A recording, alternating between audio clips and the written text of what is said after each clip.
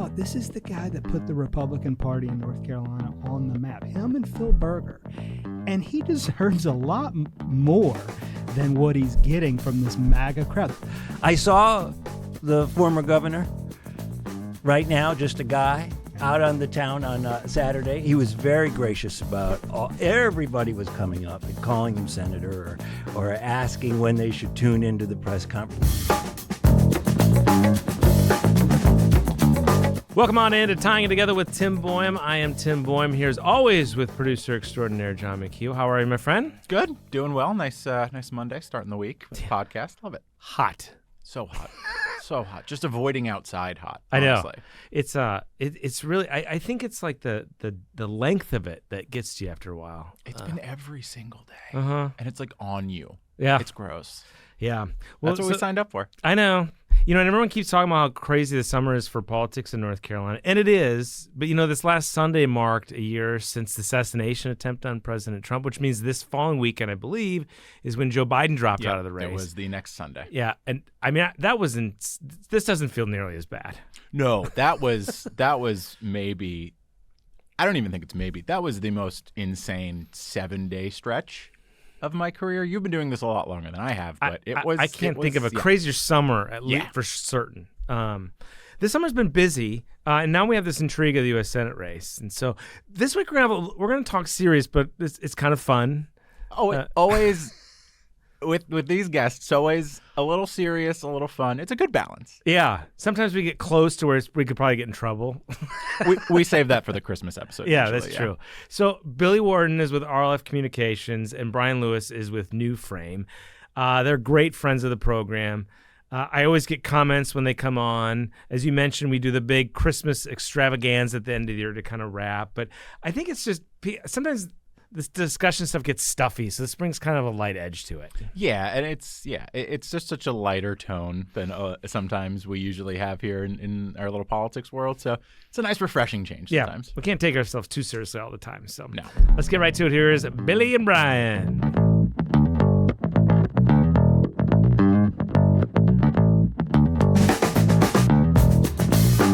All right, so for those of you who may or may not know, this is normally like the Christmas show at the end of the year. Things go so off the rails that we have to only do this once a year.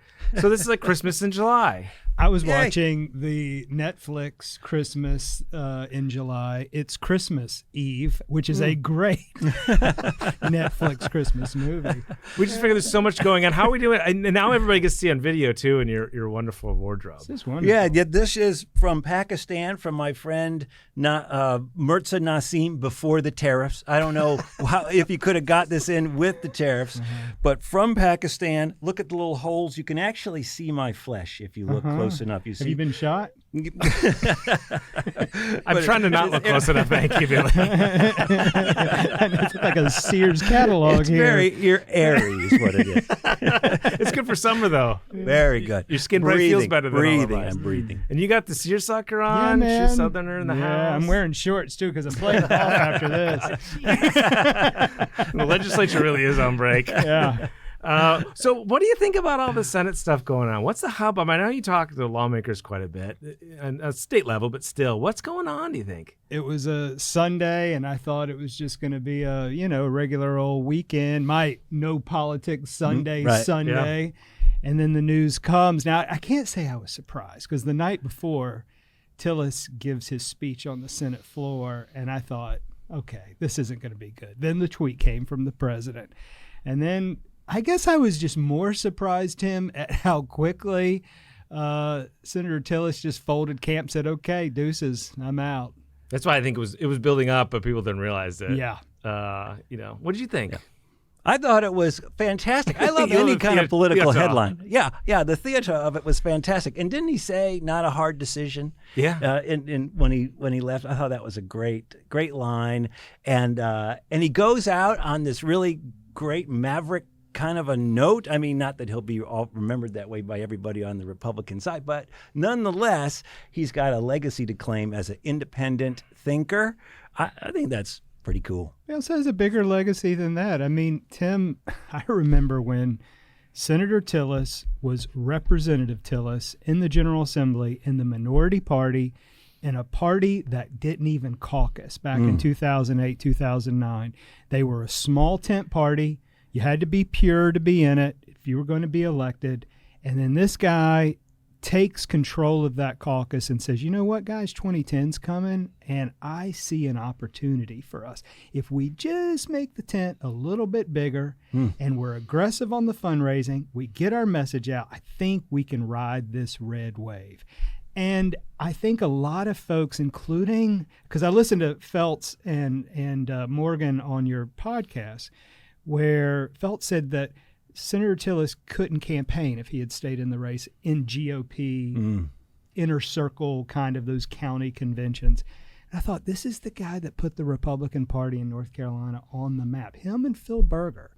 And he deserves a lot more than what he's getting from this MAGA crowd. They would not be in this situation. Do you know what's an interesting sort of debate that formed? One of our friends and colleagues at WRL put out a tweet about how he's perhaps one of the most accomplished Republicans in the history of the state, maybe the, and now they're going to call him a rhino. I thought maybe the Republican might have gone a little too far. Maybe, I don't know. What do you think? Like in the history of the state, and we've not had a lot of historically. I'd have to put Senator Berger in that. Well, I mean Jesse Helms, right? Jesse Helms, but Senator Helms never ushered in a wave. He never orchestrated a takeover of a General Assembly that was under Republican control, except for 2 cycles for 140 years. He should be on the Mount Rushmore of Republican politics in this state. Except for people might throw rocks at the rock. They would. Republicans would. Dynamite it. It is interesting to compare him with Helms. I mean, Helms was an ideological standard bearer in a way that Tillis is not. And so as an ideological standard bearer, Helms gets to live forever. Maybe it's proof that ideology is the key to the great legacy, in that Tillis, a tactician, a practical tactician now, doesn't have a home anymore. Yeah. Jim Martin, too, by the way. One is a Republican governor, one of only 3 in modern history. Jim Holshouser in 1972. Holshouser as well. Yeah. So just kind of interesting to talk about. What's Tillis going to do next? Are we going to see a podcast? What's up with him next? I have a hunch he's going to make a lot of money in K Street in Washington as a lobbyist. I thought that, too. Although he does seem to have great affection for those grandchildren. I imagine he's going to take a little time off. My thing with him is he's always been one of those guys, if you've been around him at all, he wants to get things done at all costs. And that's what got him in trouble up in Washington. And I think that's what frustrated. I think some people thought he might not go more than 1 term. Some people put him in potentially running for governor, but I just don't see how he could ever get through a primary in this state. So one other thing about the Senate race before we get to this, I want to show you this ad, because this is what got you. These guys have gone on TV with us forever talking about ads, gurus on that. But Roy Cooper on the Democratic side, Democrats I talk to, they feel all but certain he's running. And maybe he is. Maybe they know something we all don't. But if he, for some reason, decides against it, it's going to be like, on the Democratic side, right? Yeah. This is not the matchup the league wants. They're not getting, which was Tillis Cooper. Yeah. If Cooper drops out, I mean, it's Because Democrats just seem so confident that I talk to right now that he's in, and maybe it is true, but it's gone from oh boy we're not sure to when's he announcing, and I don't know. It's just gonna be interesting. Well, I watched Morgan Jackson's body language on your podcast. I think he was telling us he was running, because he kept coming back to, we'll have a good crop, but you got to remember, Cooper's the guy with the name ID, Yeah, Morgan Jackson, Democratic strategist, he reps Roy Cooper. I saw the former governor right now, just a guy out on the town on Saturday. He was very gracious about everybody was coming up and calling him senator or asking when they should tune into the press conference, and he was very gracious. That's awkward for him though, right? He's got a line about it. He was funny. He kind of shuffles his feet and says, I'm taking a very serious look at it. So Roy Cooper, right? So is every other Republican. Right. Everyone's looking at that race too. But if he doesn't get in, so, oh my goodness, the hangover. And then also the backlash of, well, dude, why didn't we know this 3 months ago? Whatever, we could have been beating the drums for somebody else, building up somebody else's profile. this is not for or against anybody, but boy, I hope he does because it makes it a lot more entertaining, Oh, yeah. interesting. And I hope Tillis gets back in. I mean, this is Well, great. it's Laura Trump or something. That would be pretty Oh, that fascinating. would be That'd be a fascinating. circus. It would, but you have to say this about Tillis and Cooper. It would have been as much, the fireworks, but the two are very accomplished policy guys. And probably closer than people realize. Yes, too. I mean, we would have gotten that heady race you want. We would have had the nasty race you want, the fun race you want. It was polished. Yeah, it had. Oh, I think it would have got to it.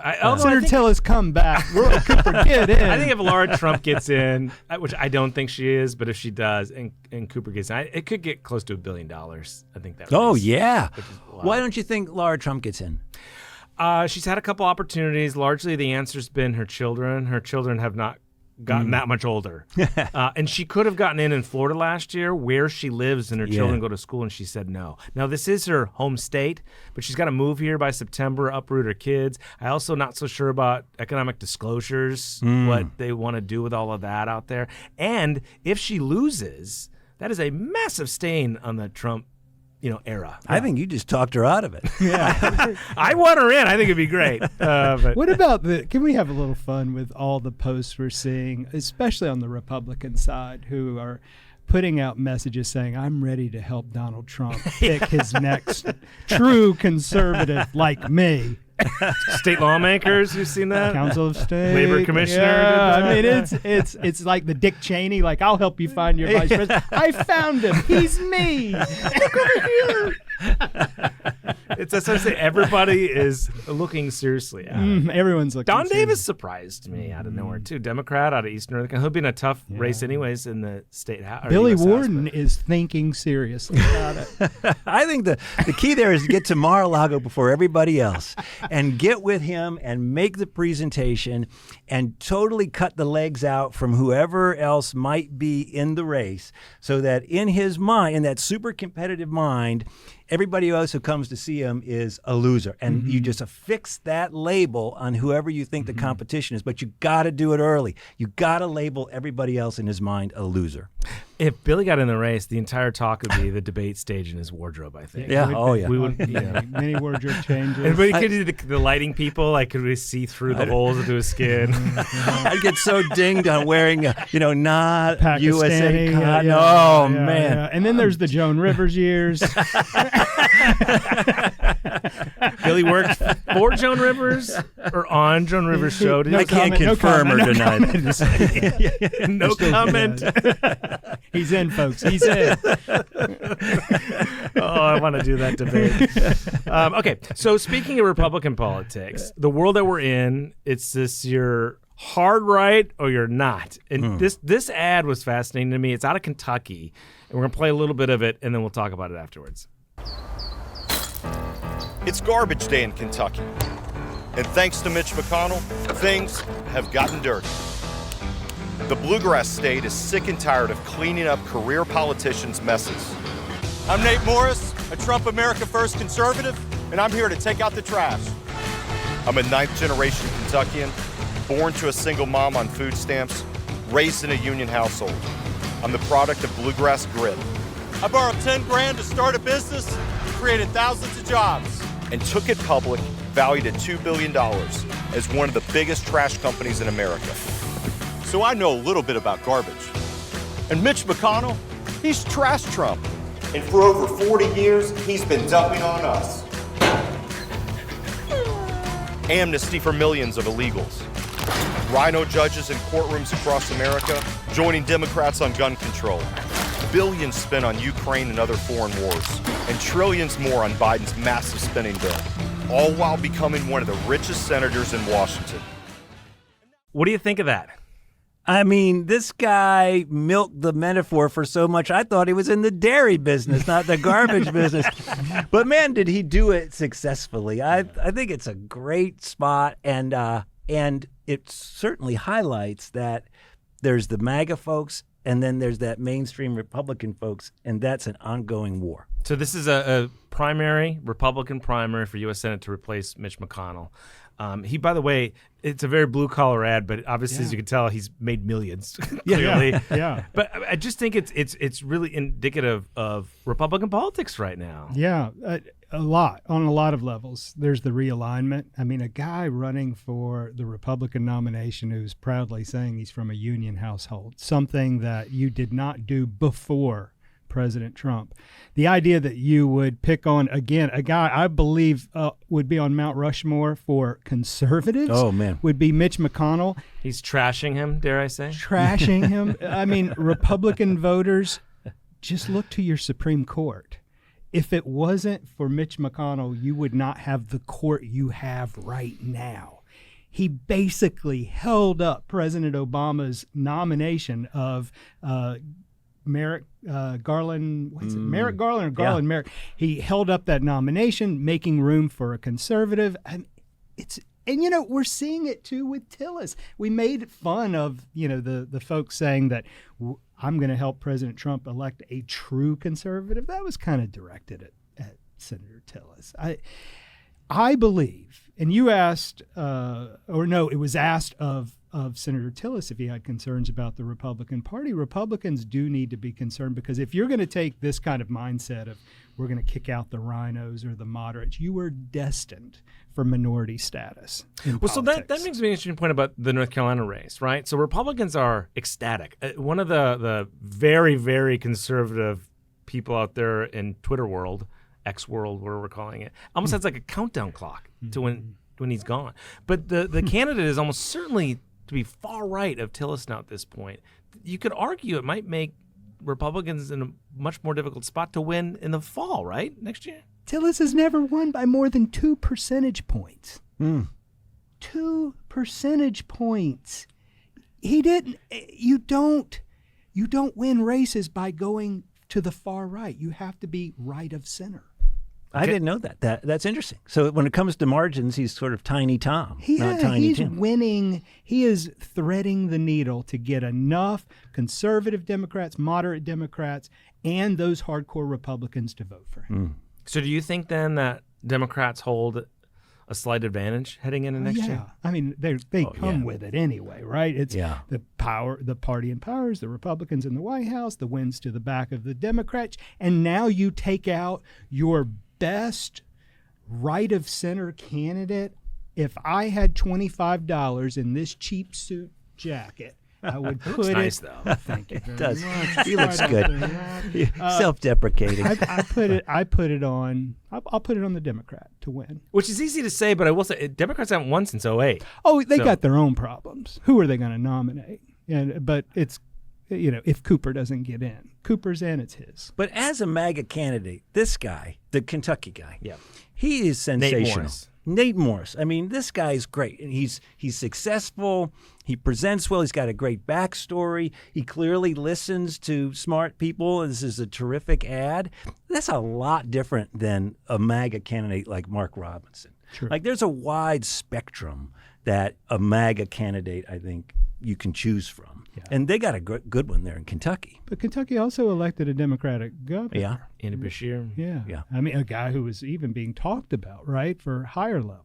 It still might run in 28. Yeah. I mean, I know nothing about Kentucky politics except Mitch McConnell is a force to be reckoned with. Andy Bashir is a Democrat who just got elected. I do know a lot about North Carolina politics, and I don't know if you can go too far to the right of Tillis and win a general election race in a cycle in which Republicans are facing strong headwinds. And what's interesting about that is Republicans are so strong about getting those right-wing candidates in other races, Congress, state legislature, where there's districts. But a lot of them have warned about getting those kind of candidates for statewide office, which Mark Robinson is an example of that, and others. And so it'll be interesting to see what they do. I don't think there is another moderate person that's going to come out for Senate. Pat McCrory's not going to run again, I don't think. But Ted Budd does not present as wild-eyed MAGA. I don't associate him with like stacks of conspiracy theories. Do you feel like he's successful? He's successfully walking that line between the old school Republicans and the MAGA. Well, he's just quiet. Yeah. I think that's the biggest thing about him. He just puts his head down. He probably, if he had to or wanted to, he would probably say more of those types of things. I mean, I did that debate between him and Sherry Beasley in 2022, and I had to pry it out of him whether Biden won the election or not. I think I asked it 3 times in a row. He did come back and say that he did, so he didn't do that. But yeah, I don't know. I think for him, a lot of it is he's just quieter. Yeah, yeah, for sure. And who knows how this fella from Kentucky will present if he ends up in the Senate, how he'll really present, given, to Brian's point, what an interesting history he has. Yeah, I think all these candidates have such a we're entering, after next year, we're entering an era of perhaps a reshifting of American politics because Donald Trump will no longer be on the ballot. I still think one of the biggest problems for Republicans in the future is, even if he puts all the money and influence and the king-making stuff beyond 26 and 28, his name will not be on the ballot. And millions of people that didn't vote for you before came out to vote for him on the ballot. And will they come back? I think that's a big question. I recently talked to Charlie Black, the famous Republican operative who started a lobbying firm with Manafort and Roger Stone, and They represent Pakistan. he. Is that where you got that That's shirt? where the shirt came from. And he said that he thinks as soon as Trump is gone, all these Republican senators and many of the folks in Congress are going to be like, whoa, thank God. Done with him. Goodbye, J.D. Vance. Goodbye, MAGA. It's over. I told you guys Trump was bad. We'll hear a lot of that. I think we will, but I don't think it's going to be immediate because he's got a lot of money in that war chest still that he's still raising, and I think he's going to try to put his finger on the pulse and play kingmaker still. Now, how long that lasts, I don't know. But. Well, how long it lasts? Is he going to survive the Epstein uproar? Yeah. This is really interesting. Yeah. On the other side of the Democrats, well, they've got to figure things out too. You got Gavin Newsom out in California doing all kinds of things that irritate a lot of Democrats, frankly. But who's going to do it? And can they focus on issues like, there was an article I read about what Democrats should or should not focus on. Can they stick to like economic issues and just harp on that? Should they use Trump still? There's a lot of difficult decisions for Democrats, I think. That's why I like the thing they're proposing, this Project 2030. Is that what it is? You know, Is that the answer to 2025? Yeah, exactly. Okay. And it gets a lot of flack out there. They're putting millions of dollars into this copy of what worked for the Republicans. But I like it because the Democrats have tended to be just super reactive, and some of their key media pillars, NPR, MSNBC, will go as what they cover, what the most emotional thing is. That is immigration. And so then what happens is, just by default, Democrats always seeming to center immigration as their number one issue. And there's just so many centrist Democrats who are like, well, I want to be empathetic, but that's not my issue. But they get stuck with it because they're not rallied around like something to be really hard-hitting about. Democrats need a Southern governor, someone like Bill Clinton did in the early 90s, when he started going around making speeches saying that the Democratic Party needs to move back to the center. He took on some, rappers of the time who were talking about Sister Solia. Yeah, that's Yeah. right. Went to the NAACP convention, I think, and made that speech. Maybe they get Roy Cooper a saxophone. Exactly. I mean, Boxers or briefs. It feels to me that both parties are racing to their polar extremes. The party that can bring it back to the center, and that's an uncomfortable position for the parties. I know In this era. Yeah, it is a very uncomfortable position. But your future is dependent upon your ability to get to the center. Who can get the donors focused on winning a general election? Because the donors right now are focused on winning primaries, frankly, and sticking to their principles no matter what. Where do you think Roy Cooper lands? And speaking of messaging, let's assume he jumps in for the sake of this conversation. Where do you think he lands on that ideologically then? Because I think Roy is an old school North Carolina Democrat. He's from the Rocky Mount area. Those Democrats were sort of conservative business Democrats. But he had to move to the left to win, especially in 2020 and beyond, and he hired a staff that pushed him to the left. I don't know whether that's really him deep down or not. What did he do that was so leftist? What would be the signal things he said and did that indicate. I don't even know moved to the things left. about he did, but he definitely stood up for all the things that were national. The vetoes. The vetoes. Yeah. You could is a laundry list of. I mean, and if, in fairness, the General Assembly boxed him in on those issues. So the transgender issues, sports, something transgender athletes playing in sports is something that doesn't poll well for Democrats, but it does with the base of the Democratic Party, and he would veto that legislation. I think you look back at, to your point, Governor Cooper when he was Senator Cooper. I mean, he had signed off on some anti-abortion language when Republicans had the House, and he was negotiating with the Senate.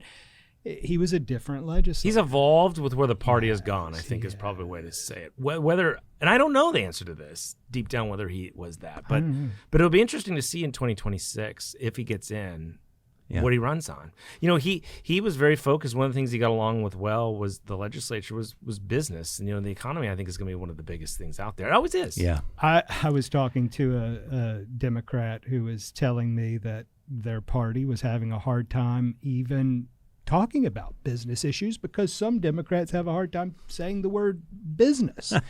And I think that Governor Cooper will definitely be pro-business. And that is something not to take lightly among Democrats. I mean, they are having a difficult time with this message. I mean, the Republicans will try to get him into the culture war battle. Yeah. The question is, can they stay disciplined and stay out of it? Or do they want to stay out of it? Even? He's a bad candidate to push into the culture wars thing. I'm talking about from the Republican point of view, because if American politics is mostly personality-based, personality-driven, he doesn't have the kind of personality that's going to make for an emotional moment where he seems to be very performative, where he's like forcing tears, the sort of the quote-unquote cringy stuff that the right is always calling out about the left.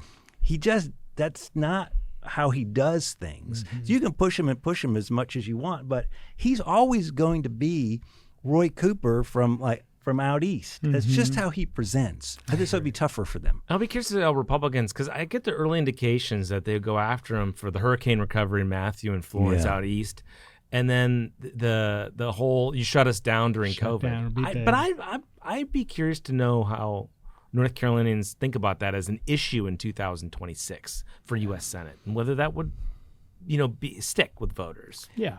Even if they look back on even if you do those ads, like we can't go back, look at the terrible resume, even if that's your whole thing and you put $1 billion behind it, how are they going to feel of that versus the outcomes of the big, beautiful bill? I think the big, beautiful bill is a gift to the Democrats in the way that Joe Biden's failures on the borders were a gift to the Republicans. Yeah. Speaking of that, Brian, I still can't sort through. I talked to the governor last week.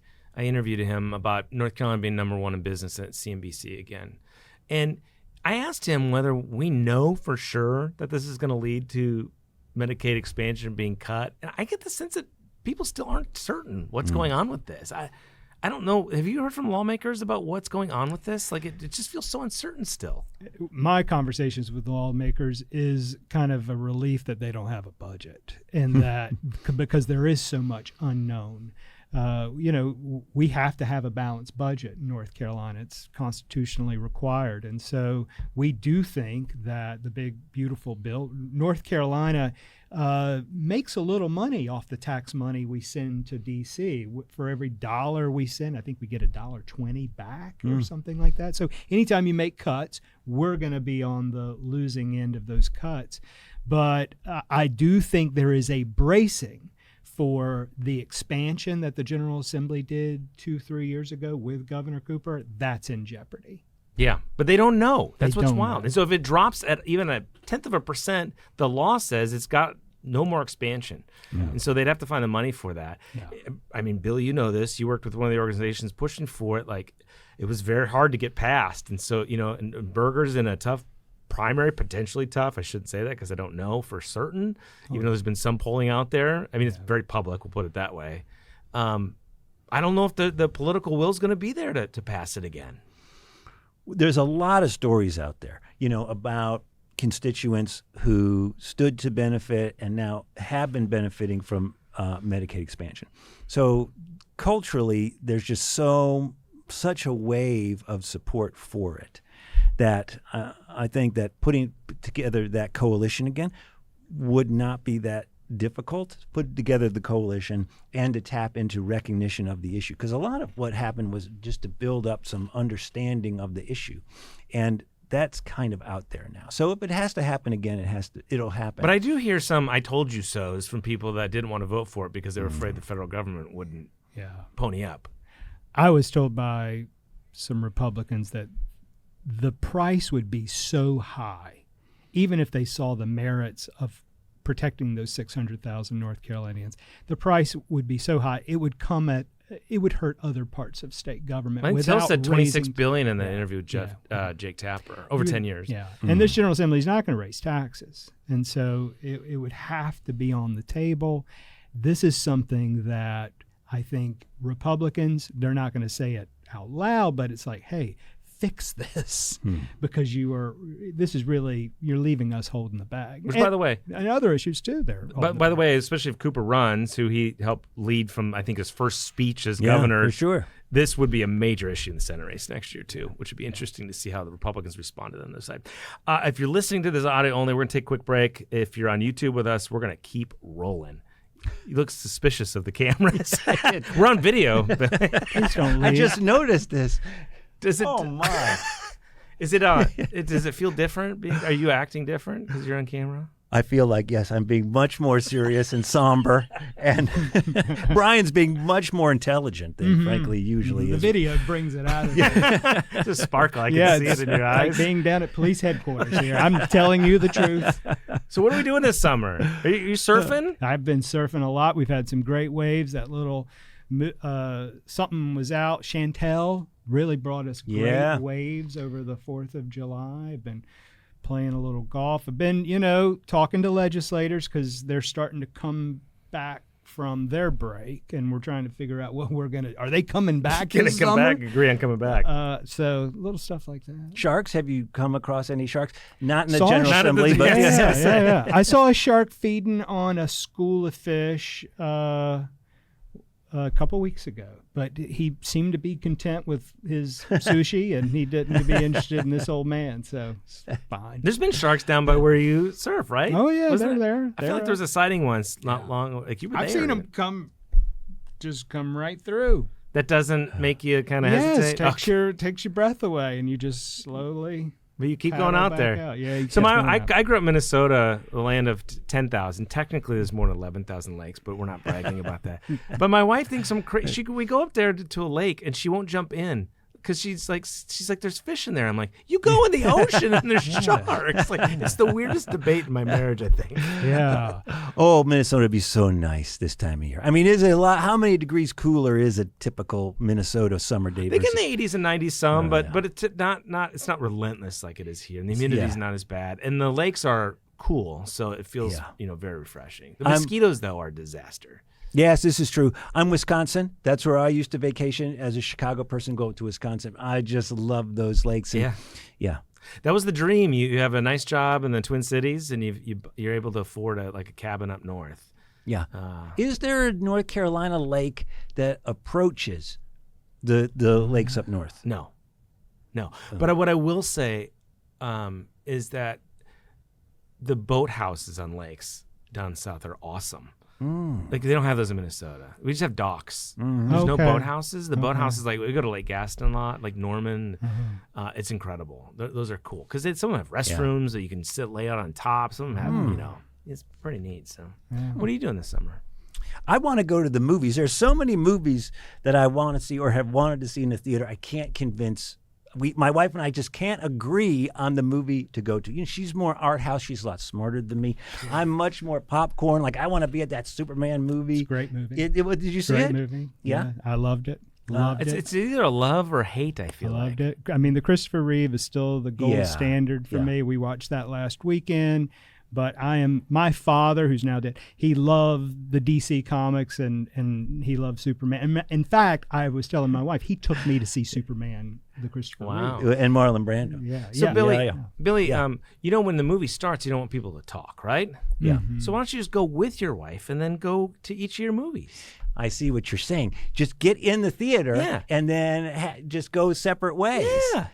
I'd feel so lost without her. Oh. And, she explains the plot points to me and things. So it's necessary. So what we're doing instead of trying to have a lot of garden parties, which you guys were both invited to one of our proposed garden parties, and neither of you could make it. How many days notice did we get on that? I think we got it. Hey, can you be here Yeah, later? may have this been afternoon? minutes. Yeah, minutes. That's again on me. I feel like you might have had a cancellation and we were filling. I feel like, like Joe Stewart couldn't make it. Your Pakistani friend, Governor Cooper, Charlie Jonathan Black, and Manafort. Governor couldn't make Cooper it. canceled on him at the last minute. Who could I call? All right, next time there's a cancellation, though, I'm going to go at you again. Oh, man. All right, guys. Good to see you. Thank you. Good to see you.